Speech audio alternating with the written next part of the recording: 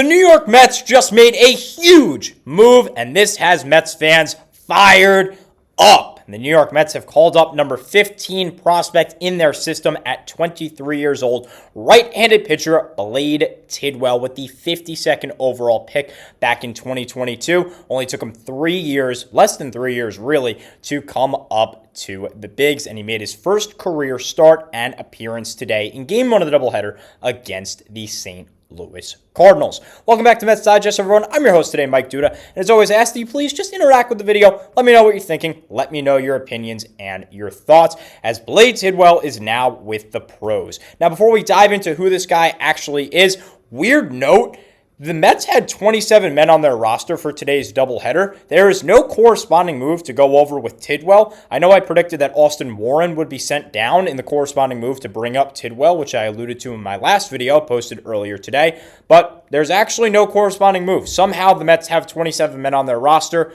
I assume that's legal in some capacity, even though you're only supposed to have 26. I really don't know, but that's just a note in case you care. So here's Blade Tidwell. Here are some basic things on him. Double righty, like I said, former 52nd overall pick back in 2022. His ETA to make the pros was 2025, so he's right on pace there. He's actually at the earlier end of that. He is 23 years old, meaning he is young. He's got hopefully a nice career ahead of him, and he's standing pretty tall at 6'4", 207, which is really nice. So slider and fastball are going to be his best pitches, a 60 and a 55 respectively on the 20 to 80 grade scale. Overall, a 45 prospect. Cutter is also pretty decent at a 50. Still needs to work on that curveball a little bit. And control is something that he struggles with, which we can see in the statistics, which we will get to in just a little bit. Here's some other important information that's a little bit more in-depth about Tidwell. He's actually overcoming surgery issues, that being before he was drafted when he was in college at Tennessee. So hopefully he's good there. Hopefully that doesn't spring up throughout his career. But the things that I want to focus here on are the last couple of sentences of paragraphs 2 and 3. The first being, he works a variety of glove side offerings between an 80 to 83 mile an hour sweeper, 82 to 85 traditional slider, and a sharper 87 to 89 cutter. The sweeper averaging 15 inches of break, which is amazing, was a menace against righties. So hopefully he can really develop that well and continue to use that sweeper that is just over a foot of break and use it against these righties and get some dominant results. Now, Tidwell also mixed in an occasional 81 to 84 mile an hour changeup and upper 70s curveball that we saw on the grade scale back here. They weren't his best pitches at 40 and 45 on that grade scale, respectively. Now, the former Volunteer struggled to adapt to the Major League ball and more advanced hitters at the minors top level with a 13.7% walk rate that was 7th highest in AAA. So again, control issues, which again, we saw here that 45 grade on control isn't that good.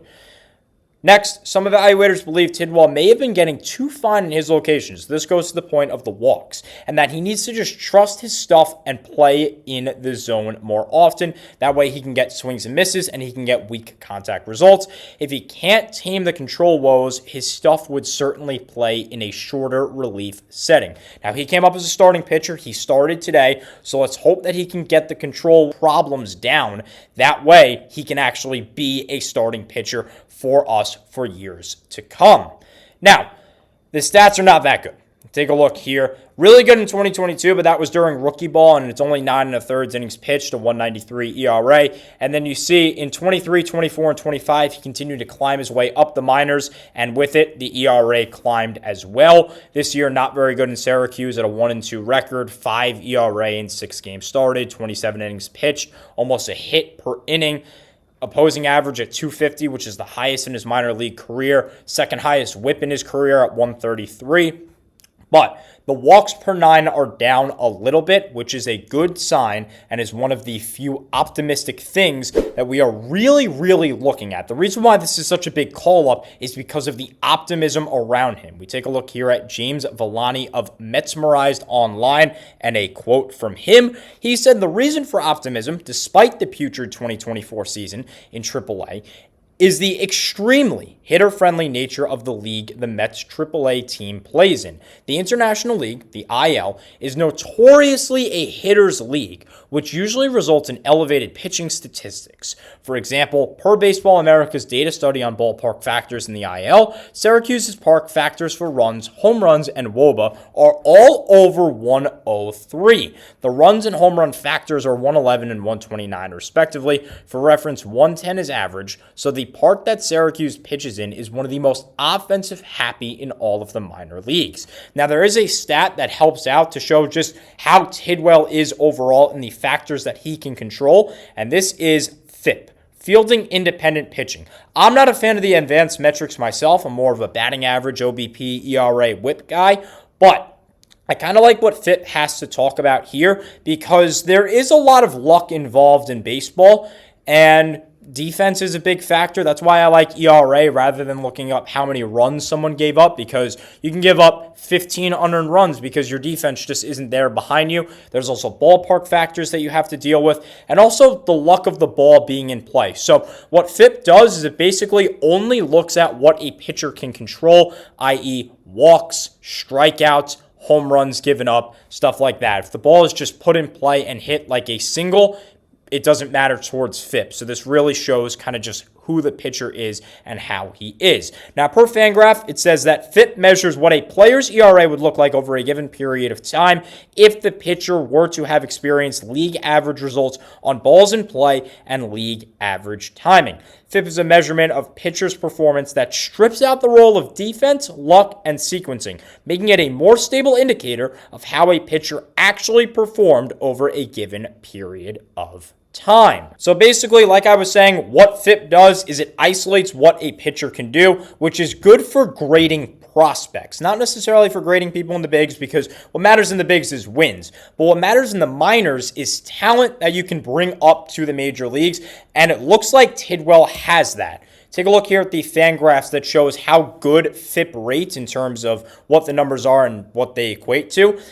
His FIP this year is a 3.21, which if you look at the scale is basically excellent. Tidwell basically has an excellent FIP, and he also has a 12.33 strikeouts per 9 and a decreased walk rate at 3.33 this year. And he's also only given up 2 homers this year in such a hitters-friendly ballpark up there in Syracuse. So there's some optimism to look at in terms of Tidwell, and that's why it was just such an exciting move to bring him up, is because of how much raw talent he has that the Mets believe that he can bring to the big leagues. Take a look at his in-depth dive here. There's 5 pitches, all of which he's thrown 14.8% of the time or more. We saw that in that grading statistic earlier. The slider and sweeper were graded elite, and the sinker and changeup were also graded above average. His fastball velos are also nice. His pitching velos are nice. Fastball at 96. He's topped out at 98. That sinker is at 95. Off speed between 83.8 and 85.2.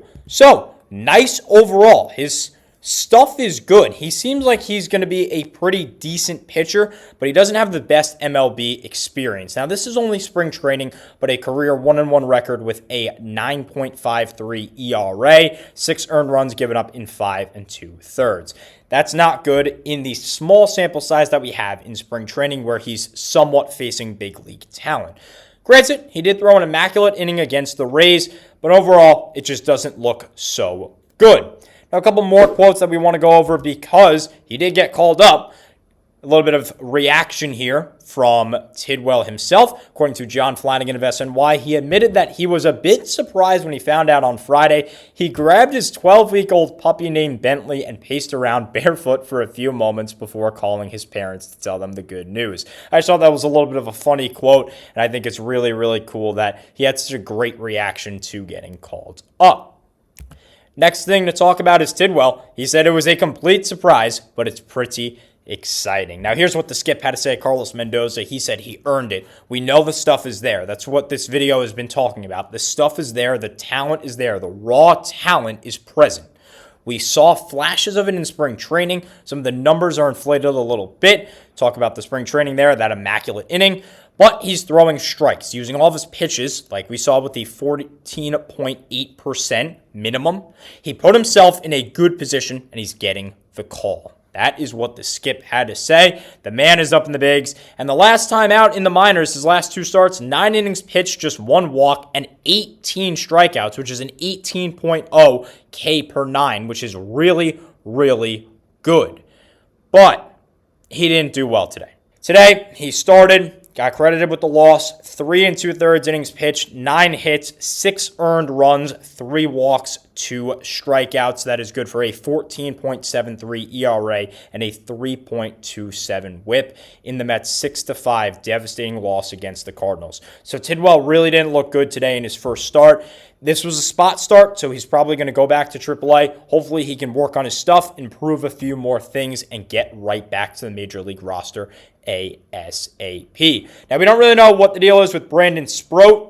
Hopefully he comes up soon, I guess. I don't really know because I don't know what we're going to look at with Tidwell, and I don't know how ready Sproat is, but the Mets tried it today with number 15 overall prospect Blade Tidwell. They didn't get the results they wanted, but the point of this video, not really to show that he pitched poorly. It's more to show that there is some promising signs for Blade Tidwell. Let's hope that today was a one and done and he continues to dominate going forward in the minors, gets the call back up to the bigs, and is a big piece for the New York Mets. That's all the time I have for you today. As always, thank you so much for watching, and let's go Mets!